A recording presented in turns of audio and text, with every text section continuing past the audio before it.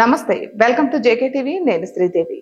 ఆధ్యాత్మికతకు బాగా దగ్గరగా ఉండే హీరోలలో ఒకరు విక్టరీ వెంకటేష్. హిట్ వచ్చినా ఫ్లాప్ వచ్చినా ఎప్పుడు ఒకేలా ఉండడం అందరికీ సాధ్యం కాదు.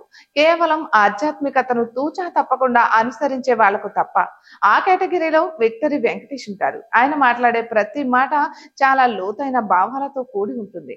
అసలు ఒక మనిషి ఎలా ఆలోచించగలడు, అందరూ ఎలా ఆలోచిస్తే చాలా బాగుంటుంది కదా అని అనిపిస్తుంది.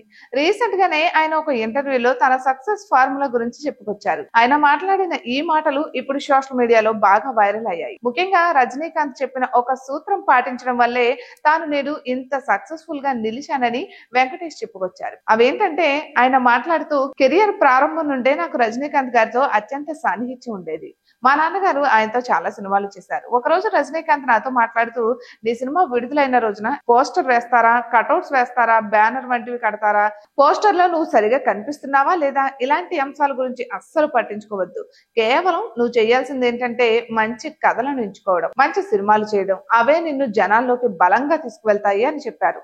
ఒక విధంగా నేను ఆధ్యాత్మికంగా ఈ స్థాయికి వెళ్ళడానికి రజనీకాంత్ వంటి వారు కూడా ప్రేరణ కలిగించారు అంటూ వెంకటేష్ మాట్లాడిన మాటలు ఇప్పుడు సోషల్ మీడియాలో బాగా వైరల్ అయ్యాయి. రీసెంట్ గానే సంక్రాంతికి వస్తున్న చిత్రంతో భారీ బ్లాక్ బస్టర్ హిట్ ని తన ఖాతాలో వేసుకున్న వెంకటేష్ త్వరలోనే త్రివిక్రమ్ శ్రీనివాస్ తో ఒక సినిమా చేయడానికి సిద్ధమవుతున్నారు.